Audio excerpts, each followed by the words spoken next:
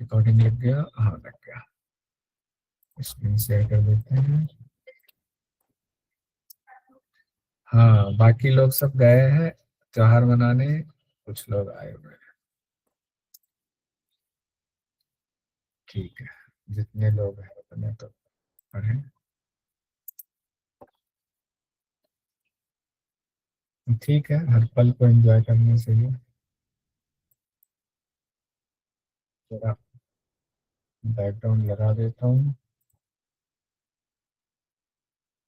हाँ बैकग्राउंड बदल गया। ठीक प्रणाम सर। है, प्रणाम।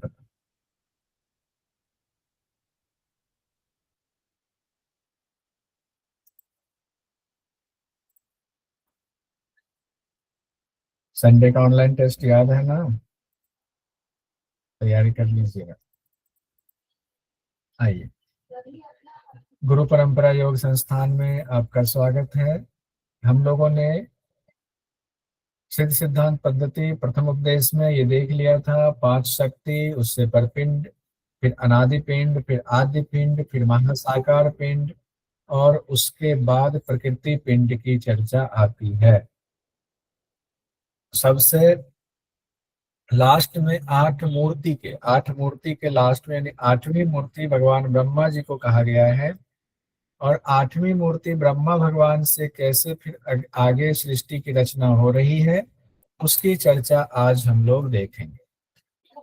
ब्रह्मा भगवान निकट भर देख रहे हैं, इतनी शक्ति है उनके अंदर कि प्रकृति पिंड उत्पन्न हो जा रहा है। प्रकृति पिंड भी कौन? नर और नारी रूपी प्रकृति पिंड की उत्पत्ति हो रही है।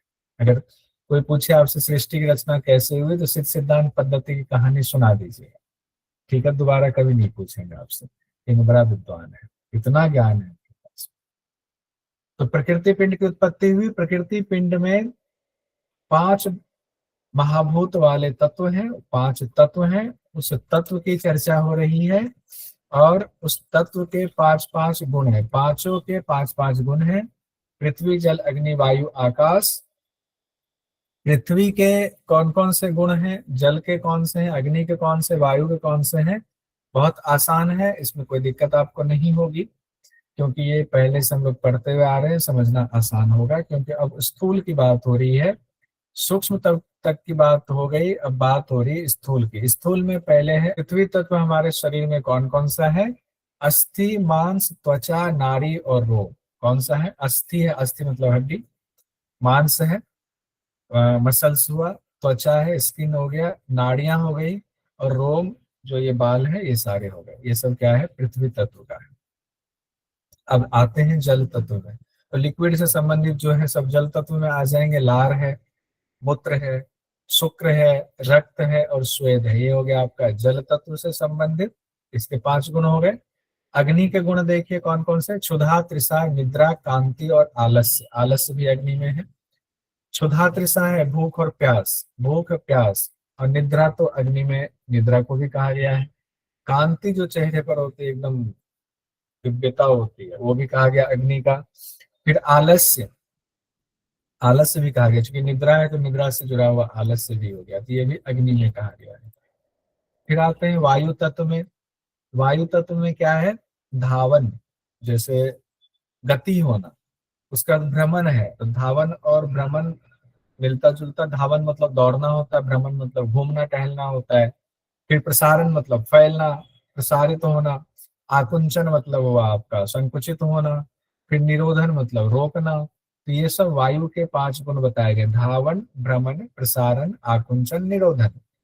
फिर हम आते हैं आकाश के। आकाश के पांच गुण कौन से बताए गए हैं? राग, द्वेष, भय, लज्जा और मोह। राग, द्वेष, भय, लज्जा, मोह, ये बताया गया आकाश का। अगर आपको किसी के प्रति राग हो रहा है कि हमारा अपना है, अपना है, बात करनी चाहिए, क्यों उससे संबंध खराब हो रहे हैं, तो राग हो गया। द्वेष हो गया, किसी से दुश्मनी, अब मन में जो है उनके प्रति खराब भाव आ रहा है, तो द्वेष हो गया। भय हो गया, किसी से डर हो रहे हैं, या किसी बात को लेकर आपके मन में लज्जा आ रही है, या किसी वस्तु से मोह हो रहा है। ये सब किसकी वजह से होता है? आकाश की वजह से होता है, अवकाश की वजह से होता है। ये हम लोगों ने कौन सा पिंड देखा? तो प्रकृति पिंड देखा। कौन सा पिंड देखा? प्रकृति पिंड। प्रकृति पिंड में 5 चीजें हो गई। प्रकृति पिंड की उत्पत्ति किससे हुई थी? तो ब्रह्मा भगवान के निकटवर देखने से। ब्रह्मा भगवान वैसे किस में आ रहे थे? तो महासाकार पिंड की 8वीं मूर्ति में, 8वीं मूर्ति थे वो। ये एकदम दिमाग में बिठा लीजिएगा, बीच बीच में आंख बंद करके उसको रिकॉल कर जाइएगा तो बिल्कुल सेट हो जाएगा। फिर अंतःकरण पंचक की चर्चा आती है। अब अंतःकरण, और इसमें अंतःकरण कितने बताए गए? 5 बताए, इसलिए पंचक कहा गया है। अंतःकरण कितने हैं? 5 है। स्थूल पिंड के संचालन अंतःकरण के द्वारा होता है। स्थूल पिंड का संचालन अंतःकरण के द्वारा होता है। का संचालन अंतःकरण के द्वारा होता है। अंतःकरण में क्या है? मन बुद्धि अहंकार चित्त और चैतन्य। मन बुद्धि अहंकार चित्त और चैतन्य, ये 5 चीजें। मन बुद्धि अहंकार, 2 चीजें लास्ट में और है, चित्त और चैतन्य। 4 बार 5 बार माइक बंद है, बोल जाएगी, याद हो जाएगा। मन बुद्धि अहंकार चित्त चैतन्य। अब इसके भी गुण बताए गए। पांचों अंतःकरण के 5-5 गुण हैं। क्या है 5-5 गुण? तो मन के सबसे पहले देखिए, मन क्या करता है? संकल्प विकल्प करता है। तो जो भी करता है वो गुण ही हो गया। संकल्प करता है तो संकल्प भी गुण हो गया। विकल्प करता है, विकल्प भी गुण हो गया। मन मूर्छित होता है तो मूर्छा भी गुण हो गया। मन में जड़ता होती है तो मन, वो भी गुण हो गया। मन मनन करता है तो वो भी गुण हो गया मन का। तो जो जो काम कर रहा है वो सारे इसके गुण हो गए। तो क्या हुआ? संकल्प विकल्प मूर्छा जड़ता और मनन। तो कहते हैं ना मनन करो। मनन किससे करेंगे? मन से मनन होता है। फिर आता है बुद्धि। मन के ऊपर बुद्धि है तो बुद्धि के बारे में कहा गया। बुद्धि कैसे माना जाए? किसको कहा जाए? कहा गया विवेक वैराग्य शांति संतोष और क्षमा। ये बुद्धि के कार्य हैं और इसी को गुण कहा गया। बुद्धि के क्या है? ये गुण यहाँ पर कहा गया है। विवेक वैराग्य शांति संतोष और क्षमा। विवेक वैराग्य शांति संतोष और क्षमा, ये बुद्धि के 5 गुण हैं। कहते हैं विवेक खत्म हो गया क्या? बुद्धि खत्म हो गया है। अब बुद्धि अगर सात्विक है तो वैराग्य होता है। सात्विक बुद्धि से फिर वैराग्य आता है। फिर मन शांत, चित्त शांत होता है। संतोष के भाव आते हैं। किसी ने कुछ गलती कर दी उसके प्रति क्षमा का भाव आता है। फिर हम लोग आते हैं अहंकार पर। अहंकार का मतलब ही होता है मैं की भावना। मैं की भावना, अभिमान होता है कि मैं बहुत बड़ा योगी हूँ, मैं बहुत अच्छा एडवांस आसन लगाता हूँ, मैं जेआरएफ क्वालिफाइड हो गया हूँ, जेआरएफ में भी मैं टॉपर हो गया हूँ, हो गई हूँ, ऐसा जो भी हो, जो भी हो। मदीय मतलब ये मेरी वस्तु है, ये मेरी किताब है, ये मेरी कलम है, ये मेरी कार है, मेरी ही है, मेरी कार से अच्छा किसकी है? मदीय। ये भी अहंकार में। देखिए अहंकार भी सात्विक राजसिक तामसिक होता है। तो अहंकार भी रहता है, ऐसा नहीं कि नहीं रहता है। सात्विक अहंकार भी अहंकार ही माना जाएगा। मम सुख मेरा सुख, मम दुख मेरा दुख, ममेदम मेरे पदार्थ मेरे संबंधी, मेरे सगे संबंधी ममेदम कहा गया। तो मैं जिसमें है वो हो गया आपका अहंकार। फिर बात आती है चौथे अंतःकरण की, जिसमें है चित्त। चौथा अंतःकरण कौन सा है? कहते हैं ना बड़ा चित्त नहीं लग रहा है, चित्त बड़ा खराब सा लग रहा है, किसी काम में चित्त लगता ही नहीं, तो चित्त कहा गया। चित्त कहते हैं क्या? मति, मतलब इच्छा, धृति, स्मृति, त्याग और स्वीकार। ये 5 चीजें आपकी चित्त में आ गई। मति, धृति, स्मृति, त्याग और स्वीकार। मति, धृति, स्मृति, त्याग और स्वीकार, ये हो गया आपका चित्त में। ये चित्त के गुण हो गए। चित्त से किसी को स्वीकार करते हैं, त्याग करते हैं, चित्त के अंतर्गत आता है। पांचवा जो अंतःकरण में कहा गया है वो है चैतन्य। चैतन्य के भी 5 गुण बताए गए हैं। विचार विमर्श करना किसी चीज पर, विमर्श कहते हैं वस्तु का विचार करना किसी चीज का, वो चैतन्य का कार्य है, चैतन्य की वजह से हो रहा है, सूक्ष्म है ये सब। शीलन यथार्थ ज्ञान में लगना, कहते हैं शील गुण होता है। शील गुण क्या है? यथार्थ ज्ञान की तरफ लगना। यहाँ आध्यात्मिक दृष्टि से हो जाएगा। यथार्थ ज्ञान क्या है? आत्मज्ञान की तरफ लगना, चैतन्य हो गया। फिर धैर्य है, उसमें धीरता बनाए रखना। फिर चिंतन है, उसका चिंतन करना, उस यथार्थ ज्ञान का, उसी के प्रति उसी रास्ते पर जाना। निष्पृह कहा गया। निष्पृह में होता है कि हर विषय वस्तु के प्रति आसक्ति का नाश हो जाना। यानी कि अगर जितने की हमें जरूरत है, उस जरूरत के प्रति भी आप अनासक्त हो गए वही निस्पृह कहा गया है। निस्पृह, ये सब किसमें आएगा? चैतन्य में आएगा। तो इसको मनन कर लीजिएगा। मनन किसका है गुण? तो मन का मनन कीजिएगा, एक बार पढ़िएगा फिर मनन कीजिएगा। अच्छा, हमने चैतन्य में क्या पढ़ा? ये चीज था, आंख बंद करके। फिर आप सोचिएगा अच्छा मन है, मन में क्या क्या था? ये है। बुद्धि है, बुद्धि में ये। अहंकार, अहंकार में ये।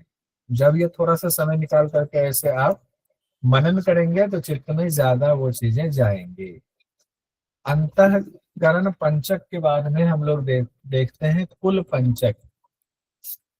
चार चीजें देखेंगे जिसमें पांच पांच की अभी चर्चा है लास्ट में। उस सृष्टि की जो हम लोगों ने देखा ना, प्रकृति पिंड, उसके बाद जो पांच चीजें, चार चीजें आई हुई जिसमें पांच पांच है, वो चार चीजें हम लोग देख रहे हैं। पहला हम लोगों ने देख लिया अंतःकरण पंचक। अब हम लोग देखेंगे कुल पंचक। कुल पंचक में कहा गया तीन गुण होते हैं, काल होता है और जीव होता है। ये मिलाकर के कुल पंचक कहा गया। कुल पंचक, इस शरीर का कुल क्या है? वो पांच चीजें, शरीर के कुल में पांच चीजें हैं। सत्व रज तम काल और जीव। सत्व रज तम काल और जीव। और सत्व के भी गुण बताए गए पांच, रज के भी पांच गुण बताए गए हैं, तम के भी पांच गुण बताए गए हैं, काल के भी पांच गुण बताए गए हैं और जीव के भी पांच गुण बताए गए हैं। सत्व में कहा गया है दया, धर्म, क्रिया, भक्ति और श्रद्धा। सत्व में दया, किसी के प्रति दिखाना, धर्म के हिसाब से चलना, क्रिया करना, अच्छी क्रिया करना, भक्ति कहा गया है, भगवान की भक्ति में लीन रहना, और श्रद्धा कहा गया, श्रद्धा का होना। ये सब सात्विक गुण में है। अच्छा, अगर किन्हीं को वृंदावन जा करके उनसे मिलना हो ना, प्रेमानंद महाराज से, तो मिल सकते हैं। अब मिलना थोड़ा आसान हो गया है। पहले क्या था, वो एक छोटे कमरे में मिलते थे, अब उन्होंने बड़ा सा हॉल का अरेंज करवाया जिसमें तकरीबन 1000-2000 लोग बैठ सकते हैं एक साथ। तो जा करके आप वहाँ टोकन ले लेंगे, टोकन लेकर के आप चले जाएंगे तो मुलाकात हो जाएगी, वहाँ सामने से देख लेंगे। और टोकन लेकर के आपको 5 बजे जाना पड़ेगा और 7 बजे आप 1-2 घंटे इंतजार करना पड़ेगा। अपनी सीट जल्दी से ले जा करके आगे बैठ सकते हैं, ऐसा कुछ है वहाँ व्यवस्था है। कल जो लोग मिल के आए वो बता रहे थे। फिर आप अपना सवाल भी कुछ है तो कागज पर लिख के ले जाए, उनके शिष्य आएंगे उनको सवाल देने, अगर सवाल आपका सेलेक्ट हो गया तो आपको आगे बिठा लेंगे, ऐसा भी है। चलिए आगे बढ़ते हैं हम लोग। सत्व के बाद आते हैं रज में। इसलिए बोल दिया कि साधु संतों से मिलना चाहिए, सत्संग होता है ना, भाव अच्छे होता है। रज में आते हैं। रज कहा गया दान, भोग, श्रृंगार, वस्तु ग्रहण, स्वार्थ संग्रह। ये हो गया दान में, सॉरी रज में हो गया। रज में क्या होता है, जनरली हम हर चीज में क्रियात्मक हो जाते हैं, हर चीज में हमें चाहिए, चाहत हो जाती है हमें, हमारा नाम होना चाहिए, हमारा जो है लोग 10 जगह बोले, हमारे पोस्टर लगने चाहिए, इस तरह से। तो दान भी देते हैं तो उसमें होता है कि हमने दान दिया, हमने इतने रुपए का दान दिया, इतने लोगों को कंबल बांटा, इतने लोगों को भंडारा खिलाया, ये सब दान की श्रेणी में आते हैं। इतने लोगों को इतना रुपया दिया। फिर भोग, भोग भी करते हैं तो हर चीज के प्रति उनकी आसक्ति होती है, तो भोग हो गया। और श्रृंगार, सजते संवरते खूब हैं, राजसिक के गुण हो गए ये। वस्तु का संग्रह भी करते हैं ऐसे गुण वाले, या हम सब में होता है, तो अगर कभी भी हम कोई वस्तु का संग्रह करते हैं समझ लीजिएगा कि ये राजसिक प्रवृत्ति की वजह से हो रहा है। स्वार्थ संग्रह भी हम लोगों में होता है, महसूस कीजिएगा, कई बार आपको खुद महसूस होगा, उस वक्त नहीं होता, थोड़े दिन बाद होता है कि अच्छा ये हमारा स्वार्थ संग्रह था। कई बार इस जीवन में स्वार्थ संग्रह की भी जरूरत होती है, लेकिन लिमिट उसकी होनी चाहिए, संतुलित होना चाहिए। स्वार्थ संग्रह भी हो जाता है, वो भी अगर ऐसा कभी हो तो समझ लीजिएगा ये राजसिक प्रवृत्ति की वजह से हो रहा है। अब आते हैं तमस में। तमस में देखिए सब उल्टा पुल्टा है। क्या? विवाद करने वाला हमेशा विवाद करेगा, कलह में पड़ा रहेगा, किसी बात पे शोक करेगा, किसी की हत्या कर सकता है, वंचन यानी कि ठगने में वो लगा रहेगा, किसी को ठग सकता है। ये सब क्या है? तमस प्रवृत्ति में है। अब आते हैं काल में, फिर जीव है। काल में कहा गया कलना, कल्पना, भ्रांति, प्रमाद और अनर्थ। क्या है? कलना, कल्पना, भ्रांति, प्रमाद और अनर्थ। कलना, कल्पना, भ्रांति, प्रमाद, अनर्थ। कलना हुआ काल की बात हो रही, गिनती वाला। कल्पना, ऋतु आदि भी तो बीतता जा रहा है। अभी कौन सा ऋतु चल रहा है? मेरे हिसाब से वसंत ऋतु आ गया क्या? नहीं, शिशिर ऋतु चल रहा है। शिशिर ऋतु चल रहा है, वसंत नहीं आया है। ऐसा ही कुछ है ना, वसंत नहीं आया है। तो माघ फागुन तो चल रहा है, अभी फागुन चल रहा होगा मेरे ख्याल से, आ गया होगा फागुन, प्रवेश किया यस सर, होगा तो। फागुन चल रहा है। फरवरी, हाँ सर वही शिशिर चल रहा है सर। शिशिर जनवरी चला, शिशिर, फरवरी। शिशिर का कंप्लीट होने वाला है। शिशिर कितना लेगा अपने से? 2 महीने पहले, 1 महीना पहला, खेल संगीता के मुताबिक शिशिर 2 मंथ दो बिफोर। महीना पहले दो लेगा। महीने, 2 महीने। दो शिशिर महीने वसंत। और वसंत ग्रीष्म। भी 2 महीने पहले सर। शिशिर, वसंत और ग्रीष्म तीनों दो जी महीने पहले लेगा। जी। शिशिर, वसंत, ग्रीष्म, ठीक है। ऊपर वाला तीनों, शिशिर, वसंत, ग्रीष्म 2 महीने पहले लेगा। अभी शिशिर चल रहा है, फागुन जैसे कि आ गया, तो अब अगले महीने मार्च में जो है फागुन, मतलब होली होकर के फागुन खत्म, तो उसका बसंत की शुरुआत हो जाएगी। ठीक है, चैत वैशाख वाला हो जाएगा उधर, फिर आ जाएगा आपका रामनवमी वाला महीना। ठीक है, तो वो सब भी क्या है, बीत रहा है, वो सब भी काल का ही गणना है। फिर कहा गया है भ्रांति, मतलब हमारा जो जवानी है, फिर वो प्रौढ़ होंगे, फिर बूढ़े हो जाएंगे, तो शरीर भी काल में समा रहा है, ये सब काल में आ जाएगा। प्रमाद, असावधानी से किया हुआ कार्य भी काल में माना जाता है। प्रमाद, असावधानी से किया हुआ कार्य भी प्रमाद में माना जाता है। फिर अनर्थ, अनर्थ में कहा गया अनिष्ट कार्य में लगना अनर्थ है। अनिष्ट कार्य में लगना अनर्थ, और अनर्थ भी काल में माना जाता है। फिर हम लोग आते हैं जीव में। जीव मतलब ये जो हमारे आत्मा है, वो जब इस शरीर से अपना संबंध मान लेता है तो वो हो गया जीव। जीव की 5 अवस्थाएं होती हैं, उसी 5 अवस्था को कहा गया है कि वो 5 गुण है। जागृत, स्वप्न, सुषुप्ति, तुरीय और तुरीयातीत अवस्था। जागृत, स्वप्न, सुषुप्ति, तुरिया, तुरीयातीत अवस्था। हम लोग क्या है, कौन से अवस्था में है? जागृत अवस्था में है, और कई बार स्वप्न अवस्था में भी होते हैं। फिर 2 अवस्थाओं के बीच हम लोग झूलते हैं।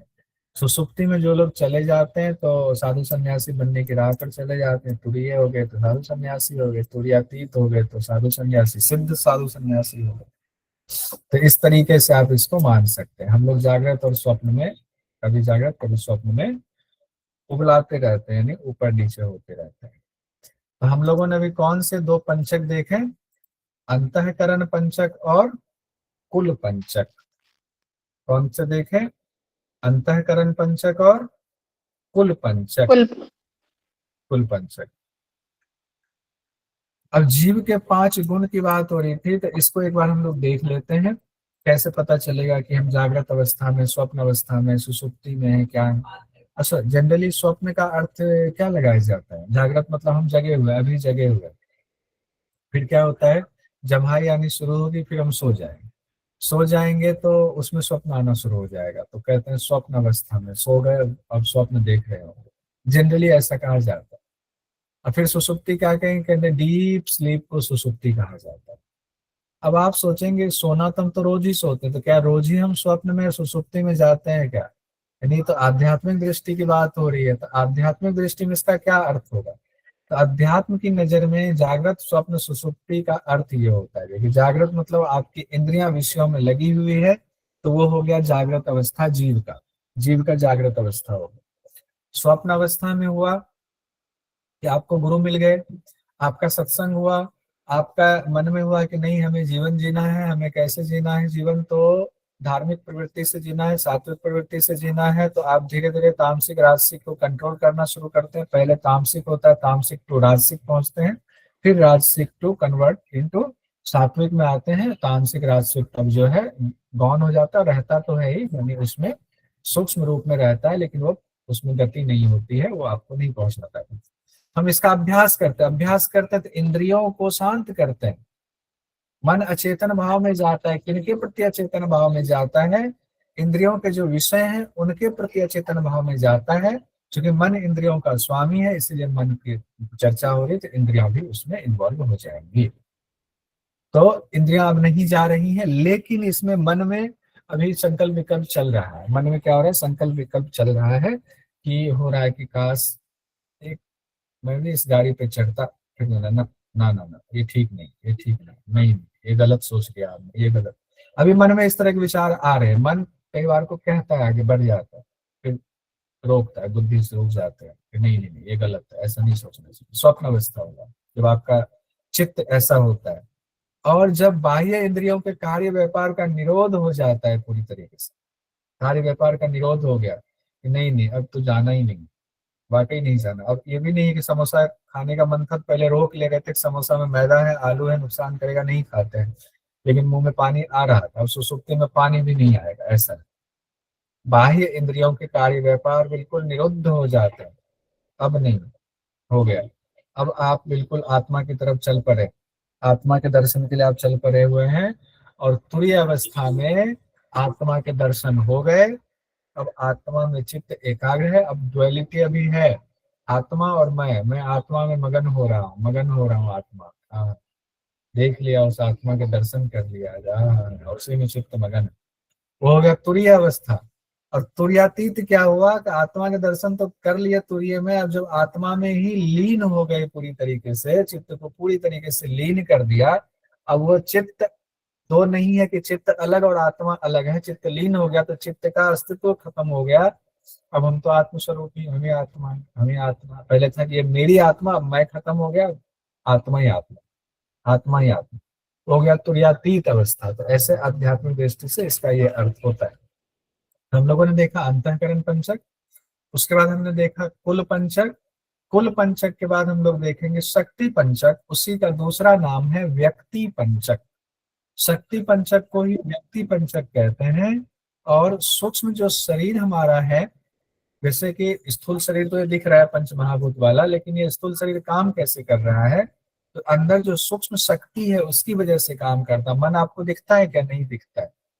ये सब मन रूपी, मन सहित जो बाकी आपके सूक्ष्म शक्तियां हैं, वो सूक्ष्म शक्तियां जिन जिन गुणों से व्यापार करती हैं उन्हीं को शक्ति पंचक कहा, यानी सूक्ष्म की शक्ति। तो सूक्ष्म की शक्ति हो गया शक्ति पंचक, उसी को व्यक्ति पंचक कहा जाता। तभी व्यक्ति कार्य करता है। तो देखिए क्या है, ये पांच शक्तियां कौन सी हैं? इसको कहा गया इच्छा, क्रिया, माया, प्रकृति और वाक। इच्छा, क्रिया, माया, प्रकृति और वाक कहा, ये पांच चीजें शक्ति पंचक में। आपसे पूछा जाए अंतःकरण पंचक में कौन कौन सी चीजें हैं, आपसे पूछा जा सकता है कुल पंचक में कौन सी पांच चीजें आती हैं, फिर पूछा जा सकता है व्यक्ति पंचक में कौन सी पांच चीजें आती है। इसको हम लोग एक साथ भी अभी टेबल में देखेंगे। इच्छा, क्रिया, माया, प्रकृति और वाक। इच्छा, क्रिया, माया, प्रकृति और वाक, ये पांच चीजें हो गई। इच्छा में क्या क्या हुआ? उन्माद होता है, वासना होती किसी चीज के प्रति, पाने की इच्छा, वांछा होती है, चिंता उसके प्रति नहीं मिलने पर चिंता भी होती है, हम उसके लिए चेष्टा भी करते हैं कि ये चीज प्राप्त हो जाए। ये इच्छा के पांच गुण हो गए, उन्माद, वासना, वांछा, चिंता और चेष्टा। चेष्टा, ये क्या हो गए? इच्छा के पांच गुण हो गए। फिर क्रिया में है स्मरण, उद्योग, कार्य, निश्चय, स्वकुलाचार। क्रिया, अब क्रिया कर रहे हैं, क्रिया में आ रहा है स्मरण, उद्योग, उद्योग मतलब कोई कार्य करना, कोई नई चीज शुरुआत करना, उसको हम लोग कहते हैं उद्यम करो, उद्यम करो, उद्यम करो, कुछ करो तो सही, पुरुषार्थ तो करो। तो क्रिया में हो गया, स्मरण के द्वारा भी कर रहे हैं, उद्योग कर रहे हैं, कार्य कर रहे हैं, निश्चय कर ले हैं कि अभी जीआरएफ निकालना है हमें, चाहे जो भी हो। स्वकुलाचार कर रहे हैं, ये सारी चीज हो। स्वकुलाचार हो गया मर्यादा के पालन में मन की प्रवृत्ति रहना, स्वकुलाचार है। ये हो गया क्रिया का आपको पांच गुण, क्रिया के पांच गुण हो गए। फिर माया, माया, माया में फंसे हुए हैं मद, मत्सर, दंभ, कृत्रिमता और असत। क्या है? मद है, मत्सर है, दंभ है, कृत्रिमता है और असत्य है, झूठ वाला सब। मद हुआ मैं बलवान हूँ, एकदम इसी में मैं धनी हूँ। बहुत सारे लोग होते हैं अरे मेरे सामने तुम क्या चीज हो, कुछ भी नहीं, पैसों से अपने आप को एकदम अंधे हो जाते हैं। मत्सर, इसी को मात्सर्य कहा जाता है, दूसरों की उन्नति से जलने वाला और उन्हें गिराने का प्रयत्न करने वाला हो गया, मात्सर्य कहा जाता है। फिर हम लोग आते हैं दम्भ में। दम्भ किसको कहा जाता है? दूसरों से प्रशंसा करवाने का भाव जब हो, जब मान लीजिए मेरा मन हो कि देखे क्लास में अब आप लोग से थोड़ी प्रशंसा करवा ले, सोचिए मेरा दम्भ जाग रहा है, वो पूछेंगे और क्या हाल समाचार है, बताइए मैं कैसा पढ़ा रहा हूँ, अच्छा पढ़ाता हूँ ना, अच्छा लगा ना। अब मैं चाह रहा हूँ थोड़ी सी जो है मेरी प्रशंसा कर दो, तो मैं उसको रिकॉर्ड करूंगा, यूट्यूब पे डाल दूंगा। ये सब दम्भ है, आसानी से नहीं जाता है ये। इसको जाने के लिए बहुत मेहनत करनी पड़ती है, बहुत अभ्यास करना पड़ता है, अभ्यास करते करते जाता है। लेकिन ये मान कर चलें कि इसको हमें हटाना है, दम्भ को हटाना है, अच्छा नहीं है ये। कृत्रिमता होती है कि जो है उससे अलग हम बनने की कोशिश करते हैं, कुछ भी, और एक चोला ओढ़ लेते हैं, दिखावा कुछ और करते हैं, दिखावा और कृत्रिमता। असत्य हो गया, सत्य से परे हो गया असत्य, कहने की जरूरत नहीं। फिर आते हैं, किन्हीं का हैंड रेज आया क्या?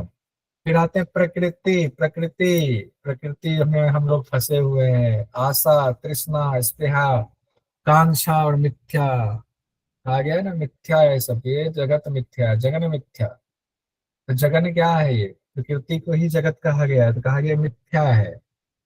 तो प्रकृति के 5 गुण में कहा गया आशा, तृष्णा, स्पृहा, कांक्षा और मिथ्या, ये 5 चीजें कही गई प्रकृति। फिर आते हैं हम लोग वाक में। वाक मतलब वाणी, वाक मतलब वाणी।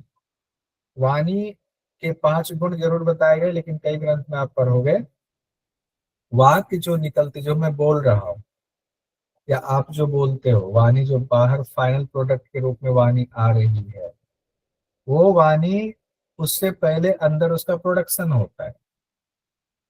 उससे पहले प्रोडक्शन होता है, प्रोडक्शन में कई यूनिट काम करती है, कहते हैं ना, कोई प्रोडक्शन यूनिट होता है, उसमें कई मशीनें काम करती हैं। इस मशीन में ये होगा, उससे आगे बढ़ा देंगे, फिर जाएंगे, फिर जाएंगे, फाइनल चीज में प्रोडक्ट निकलेगा, तो बात फाइनल हो गया। तो ये प्रोडक्शन यूनिट में ये सब काम हो रहा था, क्या? परा, पश्यंती, मध्यमा, बैखरी और मात्रका।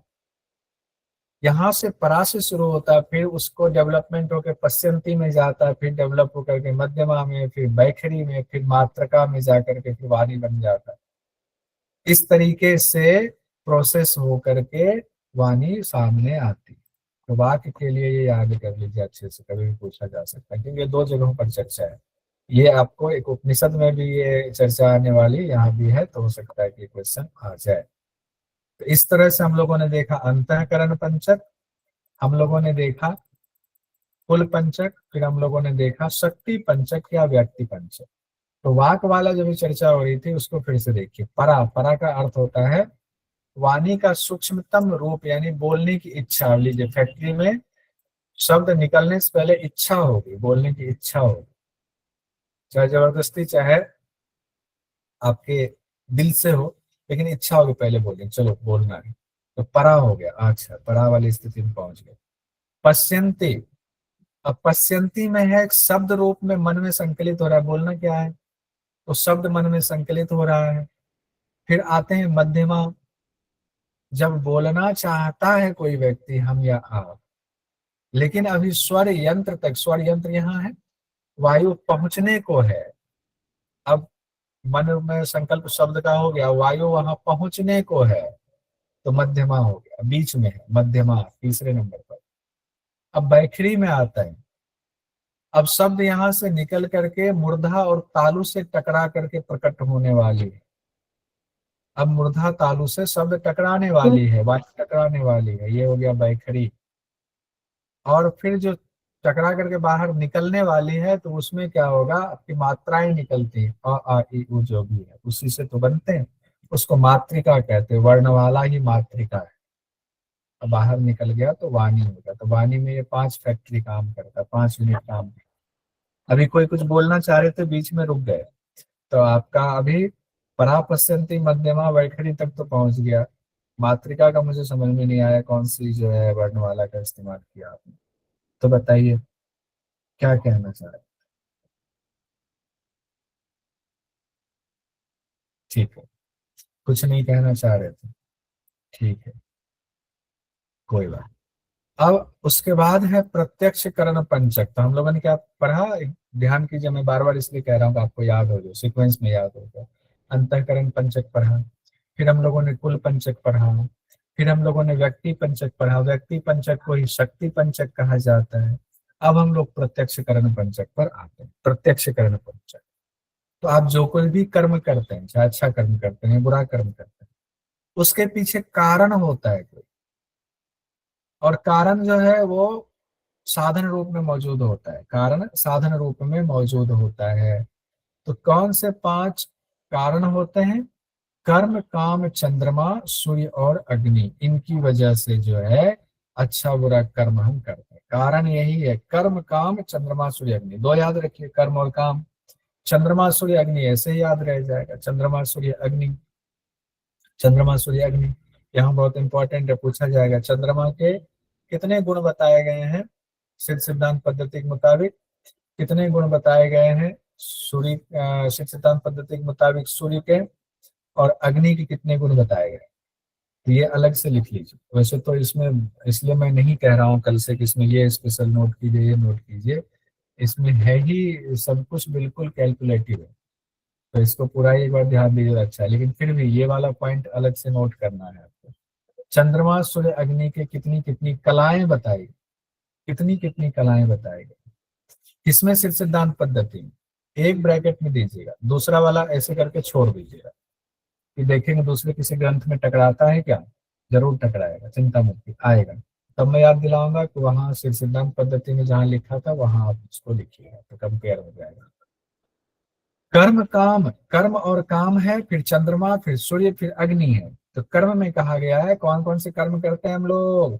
शुभ कर्म करते हैं, कई बार अशुभ कर्म भी हो जाता है, ये भी कर्म में है। कई बार हमारे कर्मों की वजह से हमारी यश होती है, कई बार हमारे अशुभ कर्मों की वजह से अपकीर्ति भी होती है। कई बार हमें अदृष्ट फल साधना भी हमारे सामने आ जाता है, अदृष्ट फल साधना भी होता है, जिसमें दिखता नहीं है वो फल साधना, अदृष्ट होता है। बहुत सारे काम ऐसे होते हैं हम जानबूझ करके नहीं, अनजाने में कर जाते हैं। अब उसके बाद काम है। काम, काम में कहा गया देखिए, रति, प्रीति, पीड़ा, कामना, आतुरता, ये 5 चीजें कही गई है काम में। डिजायर, एकदम डिजायर होना चाहिए किसी चीज को। रति की डिजायर हो, चाहे प्रीति की डिजायर हो, चाहे क्रीड़ा की डिजायर हो, चाहे कामना हो, आतुरता हो, ये सब क्या है? प्रत्यक्षकरण पंचक का दूसरा है ये। और उसके 5 कारण या 5 जो कारण है उसके गुण है, दूसरे के काम के ये गुण हो गया। ये भी याद रहेगा, कॉमन है, कोई बहुत टफ चीज नहीं है। कर्म में भी शुभ अशुभ जानते हैं, कर्म है उसी में यश अपकीर्ति जोड़ दीजिएगा, अदृष्ट फल साधना जोड़ दीजिएगा, तो ये भी उससे जुड़ा हुआ ही है, उससे अलग नहीं है आपका। अब चंद्रमा में आते हैं। चंद्रमा के 17 बताए गए, 17 कला बताई गई चंद्रमा में। और सूर्य के की 13 कला, अग्नि की 11 कला। ये पूरा हमने नीचे लिखा हुआ है, उसमें पूरा नहीं लिखा हुआ है। तो चंद्रमा की 17 कला को हम लोग एक बार देख लेते हैं, अर्थ भी देखते हैं। आप कहेंगे इतना कठिन कठिन है, कैसे याद हो रहा? कोई बात नहीं, अभी बस सुन लीजिएगा, कथा सुन लीजिएगा, बाद में जब मौका मिले तो एक बार चिंतन कीजिए, और जो जो पॉइंट इसमें मैं बोलूंगा उसको नोट कर लीजिए, और कुछ नहीं। तो 17 वाला नोट कर लिया, 13 वाला नोट कर लिया, 11 वाला नोट कर लिया। अब आगे हम लोग देखते हैं चंद्रमा के जो 17 गुण है, जिसको कला कहा जाता है। चंद्रमा 17 कला संपन्न है। अब देखिए 17 कला कौन कौन सी है? उल्लोल कल्लोलिनी, उच्छलंती, उन्मादिनी, तरंगिनी, शोषिनी, लंपटा, प्रवृत्ति, लहरी, लोला, लेलिहाना, प्रसरंती, प्रवाहा, सौम्या, प्लवंती, सोमरसमयी कला। सबसे अंतिम में सोम रसमयी का कला। चंद्रमा से क्या गिरता है? हम लोगों ने घटग्रंथ में पढ़ते हैं, चंद्रमा से किसका श्राप होता है? सोम रस का श्राप होता है। याद आया? चंद्रमा से सोम रस का श्राप होता है। ये अंतिम कला में ये चर्चा है। तो अब क्यों इस पे जोड़ दे रहा हूं, तो ये नोट कर लीजिएगा। चंद्रमा की निज कला बताया गया। चंद्रमा की निज कला कौन है? वैसे सूर्य की निज कला कौन है, अग्नि की निज कला कौन है, यह स्पेशल नोट कीजिएगा। तो सोम रसमयी कला जो है, उसी कला की वजह से सोम श्राप श्रावित होता है। और ये निज कला ऐसी होती है कि बाकी कलाएं तो भले इधर उधर हो जाए, निज कला स्थायी होती है, प्रलय काल में भी बनी रहती है, इसी को अमृत कला कहा गया।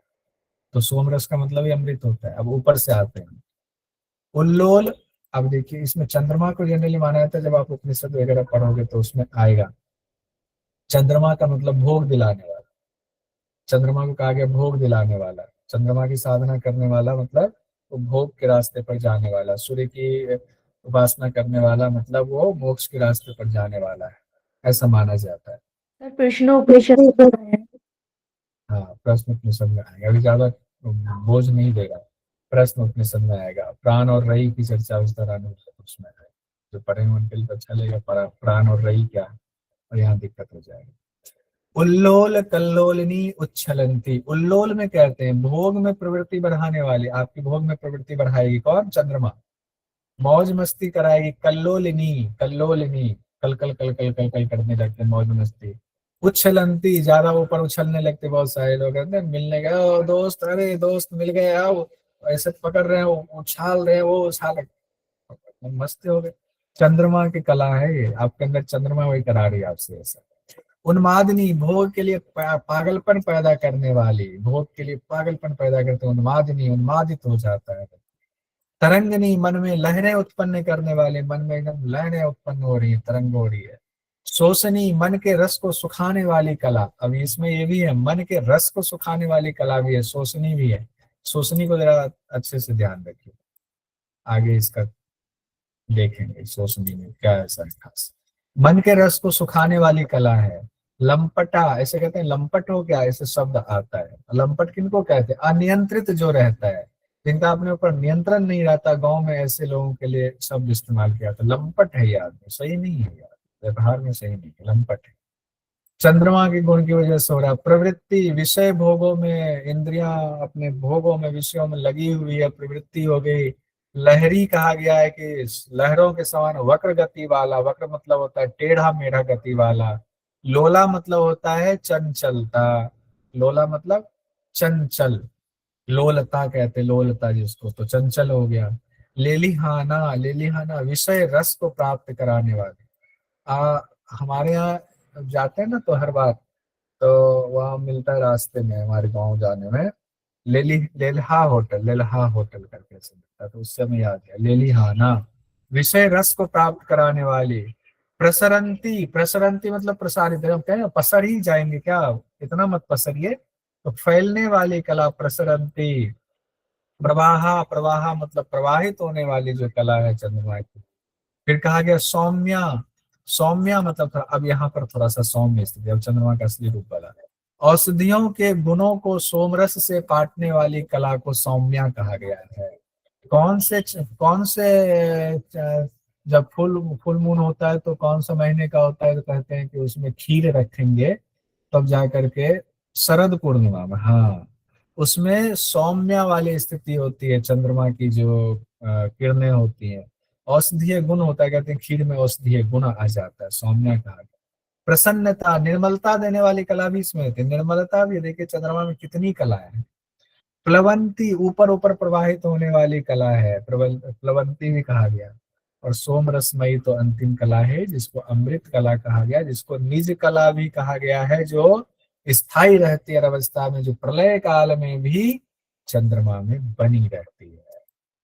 अब हम लोग देखते हैं सूर्य भगवान की, सूर्य भगवान की 13 कलाएं हैं। तो सबसे पहला है तापिनी, फिर ग्रासिका, फिर उग्रा, फिर आकुंचनी, शोषणी। अच्छा, यहाँ भी आ गया शोषणी। प्रबोधिनी, स्मरा, आकर्षणी, तुष्टिवर्धनी, उर्मी, फिर कहा गया है किरणवती, प्रभावती, स्वप्रकाशता। अब ये स्वप्रकाशता कहा गया, ये निज कला है। स्वप्रकाशता निज कला है, ये सूर्य की कौन सी कला है? 13वीं कला, वही 13वीं कला निज कला है, तो उनके साथ में हमेशा रहती है। अब एक एक को देखते हैं। सूर्य में जैसे कि गर्मी से एहसास है, गर्मी का, तो तकरीबन तकरीबन आप देखोगे 90% आपको ऐसे ही लगेगी, जो सूर्य से आपको समझ में आ जाएगा। 2-3 है जो आपको ध्यान में रखना पड़ेगा, बस, जो आपको लगेगा अच्छा इसको सूर्य से जोड़ना है। क्या तापनी हम लोग जानते हैं, गर्मी पैदा करने वाली सूर्य।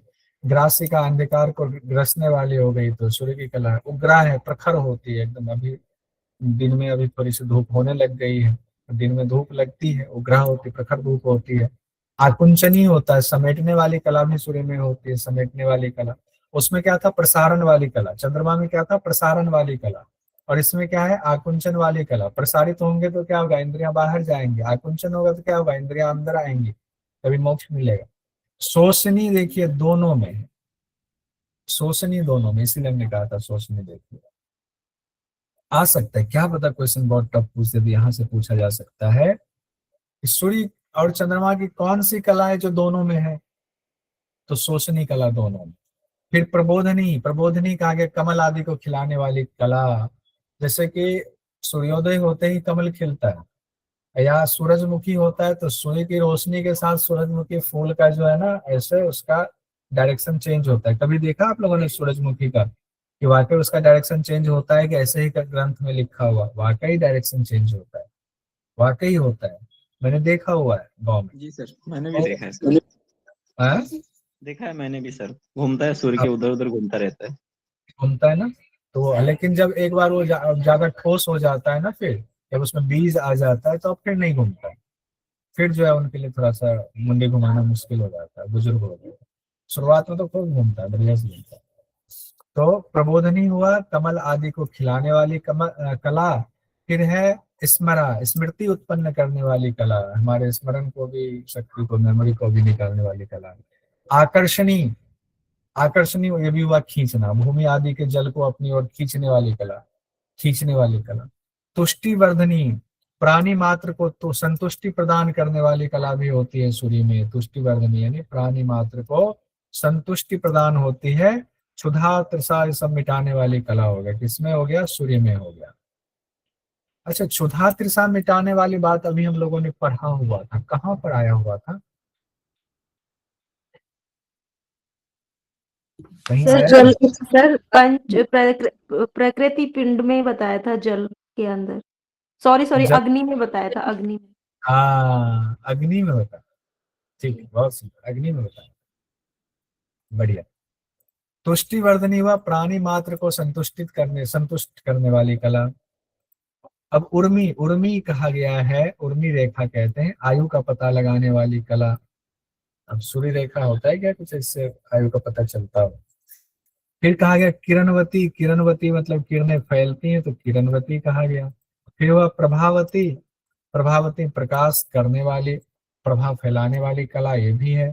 स्वप्रकाशता, स्वप्रकाशता तो खुद में स्वप्रकाशक है ही सूर्य, तभी सूर्य नाम है, निज कला है ये। अब हम लोग आते हैं अग्नि में, अग्नि की 11 कला, अग्नि की 11 कला। तो दीपिका, राजिका, ज्वालिनी, विस्फुलिंगिनी, प्रचंडा, पाचिका, रौद्रो, दाहिका, रागिनी, शिखावती और ज्योतिरिति। ज्योतिरिति सबसे अंतिम कला, 11वीं कला है, इसको निज कला कहा गया, ये नोट कर लीजिएगा, सूर्य की भी निज कला नोट कीजिएगा, और ये 11वीं कला जो अग्नि की है वो भी नोट कीजिएगा, निज कला है। अब आइए एक एक करके देखते हैं। दीपिका, जब किसी का नाम दीपिका नहीं, अभी तक अपनी क्लास में दीपिका नहीं है, तो दीपिका अगर किन्हीं के आसपास नाम हो तो प्रकाशित करने वाले का, प्रकाशित करने वाले, हम दीप फैला, दीप जला दिया। राजिका, राजिका मतलब होता है शोभामयी करती है, शोभा बढ़ाने वाली। ज्वालिनी, ज्वाला वाली कला होती है, ज्वाला होते हैं ना, अग्नि की ज्वालाएं उठती हैं, तो वो होगी ज्वाला कला। विस्फुलिंगिनी, जब अग्नि जलती है तो चिंगारी निकलती है, विस्फोट जैसे लगता है, विस्फोट हो कि चिंगारी निकलती, छोटे छोटे विस्फोट होते रहते हैं। चिंगारी प्रकट करने वाली कला को विस्फुलिंगिनी कला कहा गया है। फिर प्रचंडा है, प्रचंड किरणों से युक्त कला, प्रचंड किरणों से युक्त कला, प्रचंडा कहा गया है। पाचिका, पाचिका भी अग्नि की वजह से पाचन होता है, भोजन को पचाने वाली क्रिया पाचिका से संबंधित है।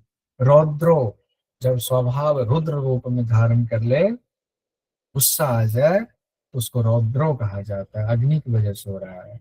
दाहिका, जलाने वाली कला, जलाने वाली कला, दाहिका, दाह कर देते हैं अग्नि, किसी को शरीर को भी दाह कर देते हैं। एक भजन है ना उनका, कबीरदास का दोहा है, इसमें कबीरदास जी लकड़ी की तरफ से गाते हुए कह रहे हैं कि लकड़ी कह रहा है काटो हमें, काट लो जितना काटना है, एक दिन हम तुमको जलाएंगे, तब बदला ले लेते हैं। ऐसे कुछ भाव है उसका। अब लकड़ी को काटता है लेकिन लकड़ी जो है पूरा जला के राख कर देता है उसी शरीर को। तो जलाने वाली कला दाहिका। फिर है रागिनी। रागिनी में कहा गया लाल ज्योति। रागिनी में क्या है? लाल ज्योति को रागिनी कहा।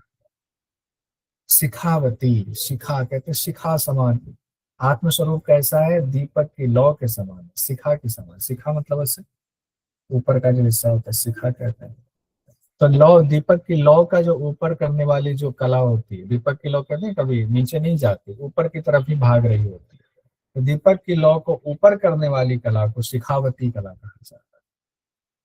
11वीं और अंतिम कला है ज्योति रीति। ये निज कला है, ज्योति रीति निज कला है। हम लोगों ने ये भी देख लिया। कर्म, काम, चंद्रमा, सूर्य और अग्नि। तो अभी तक हम लोगों ने क्या क्या देखा, एक बार हम लोग नीचे आते हैं। अच्छा, यहाँ बनाया नहीं है, टेबल नहीं बनाया। टेबल नहीं बनाया तो आप लोग बनाएंगे टेबल। मैं अभी यहाँ लिखता हूँ, आप लोग बताएंगे। 1 2 3 4, 4 ले लेते हैं। 4 ही है ना? 4 ले लेते हैं, इसको डिलीट। अब आप लोग तैयार हो गए, बता। अभी हम लोगों ने पढ़ा प्रकृति पिंड के बाद पढ़ा, क्या पढ़ा? अंतःकरण पंचक। अरे, अंतःकरण पंचक। फिर हम लोग ने क्या पढ़ा बताइए? कुल पंचक सर। बाकी लोग भी बोलिए, किन्हीं को भी व्यक्ति रोक। पंचक सर। व्यक्ति शक्ति पंचक। शक्ति पंचक सर। शक्ति पंचक या व्यक्ति पंचक। व्यक्ति या या शक्ति शक्ति शक्ति पंचक। पंचक। ठीक है, उसके बाद प्रत्यक्षीकरण। प्रत्यक्षीकरण सर। पंचक। अच्छा, ये तो बता दे, नाम याद भी है कौन कौन सा है अंतःकरण पंचक में? मन, बुद्धि, अहंकार, चित्त, चैतन्य। चैतन्य। अहंकार, चित्त और चैतन्य हो गया। फिर आते हैं कुल पंचक में क्या क्या है? सत्व रजु रजतम, काल, जीव। देख के तो नहीं बता रहे? नो नहीं। सर, याद हो गया। सर ये 5 याद तो करना इजी है, लेकिन उसके जो अंदर है ना वो मुश्किल है। वो थोड़े से ज्यादा अंदर छिलका, मेहनत करेगी। छिलका निकालेंगे तो अंदर घुसेंगे, अभी भी कर लेंगे उसको।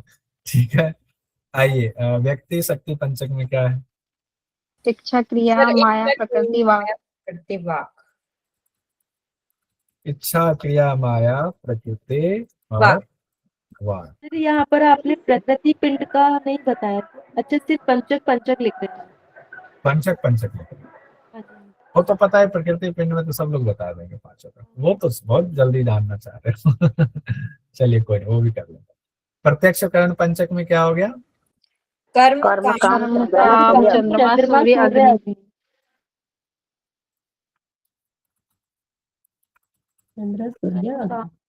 चंद्रमा, अग्नि। सूर्य।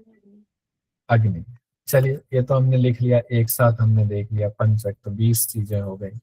मन के क्या क्या हैं, कोई बता सकते हैं? मन के क्या क्या गुण बताए गए हैं?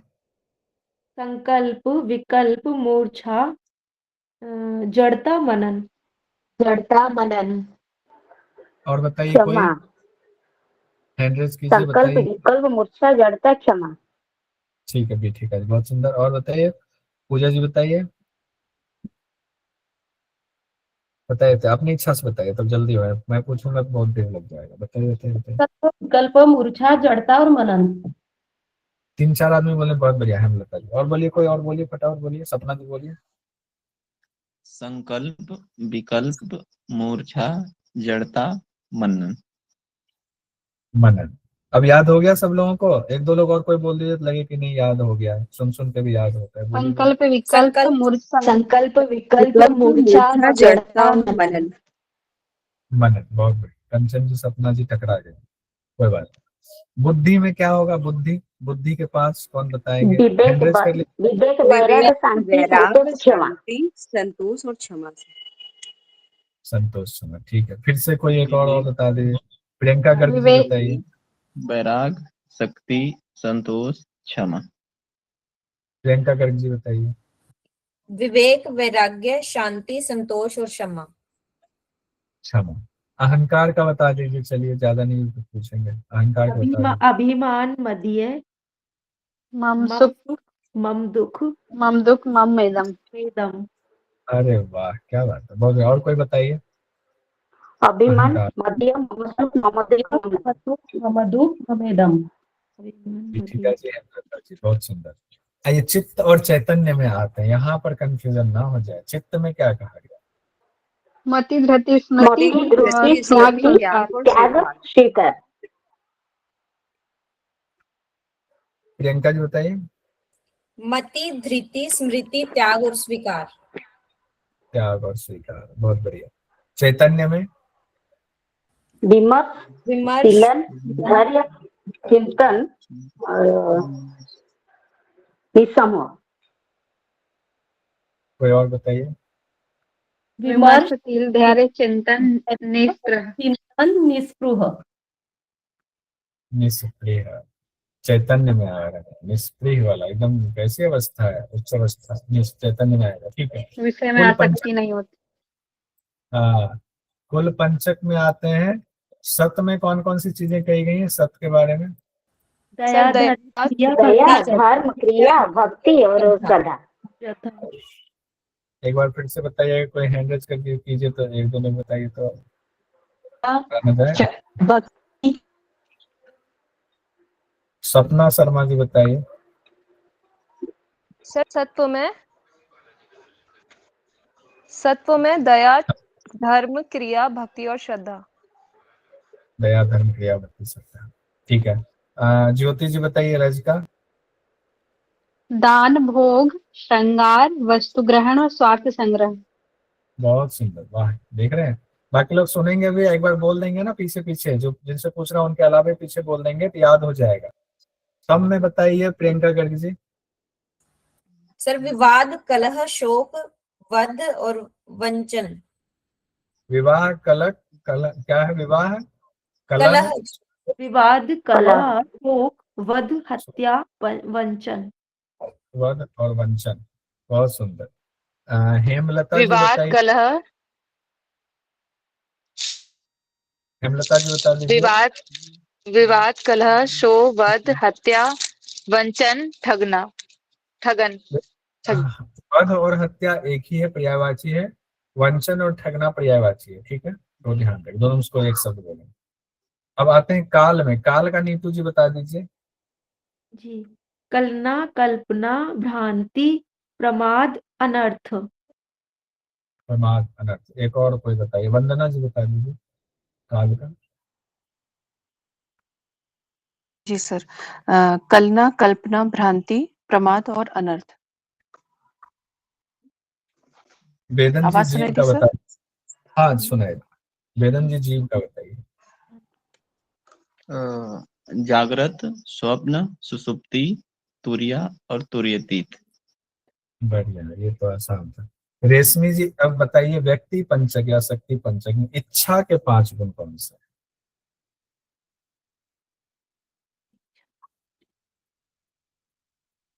इच्छा के 5 गुण।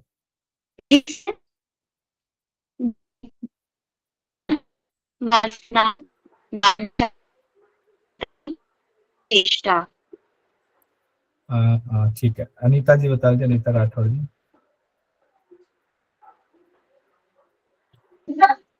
सर उन्माद, वासना, वांछा, चिंता और चेष्टा। बढ़िया। प्रियंका जी क्रिया का बता दीजिए, तो क्रिया का। सर स्मरण, उद्योग, कार्य, निश्चय और स्वकुलाचार। स्वकुलाचार, ये भी क्रिया माना। माया का बता दीजिए, हेमलता जी। जी सर, मद, मत्सर, दंभ, कृत्रिमता, असत्य।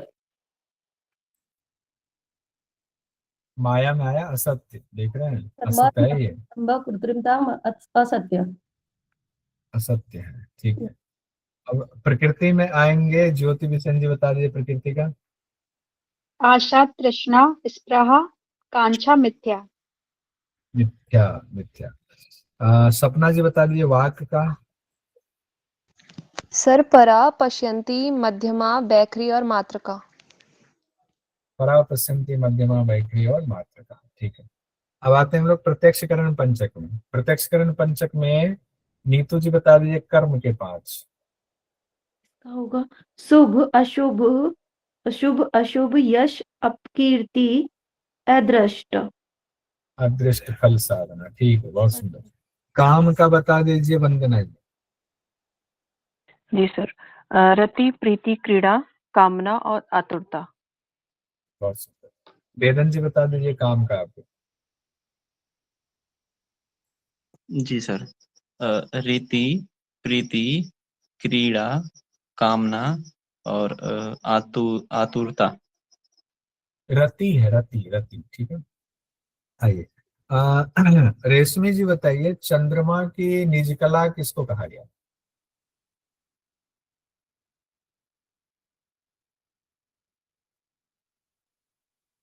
अनीता जी, चंद्रमा की, रेशमी जी को पूछा ना, रेशमी जी, चंद्रमा की निज कला।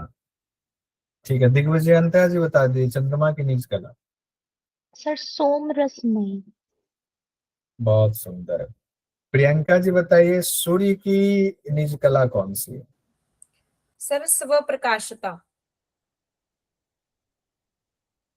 सूर्य की निज कला। ज्योति रीति। स्वप्रकाशता। अरे वैकला, ज्योतिरिति। हेमलता जी बताइए सूर्य की निज कला।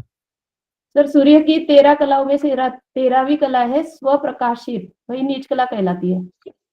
स्वप्रकाशित क्यों भूल गए सब लोग? अग्नि की निज कला बता दीजिए अनिता राठौर जी।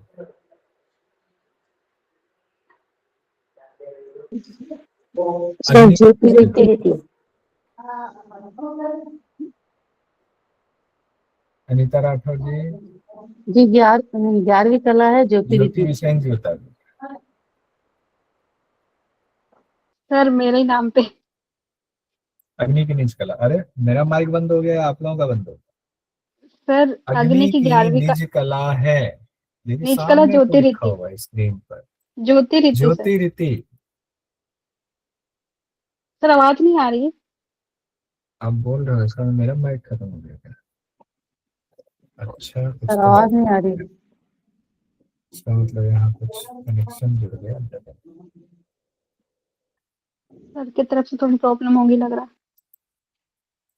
हाँ, नेटवर्क प्रॉब्लम होने के कारण मुझे स्क्रीन भी नहीं दिख रही थी और वॉइस भी नहीं आ रही थी, इसलिए मैं आंसर नहीं कर पाई सर। ठीक है, हेलो सर। आइए यहाँ तक हमारा हो गया।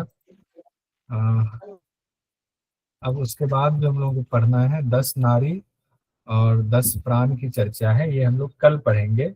और कल हम लोग पूरा इसको याद कर लेंगे, 10 नारियों को और 10 प्राण को याद कर लेंगे।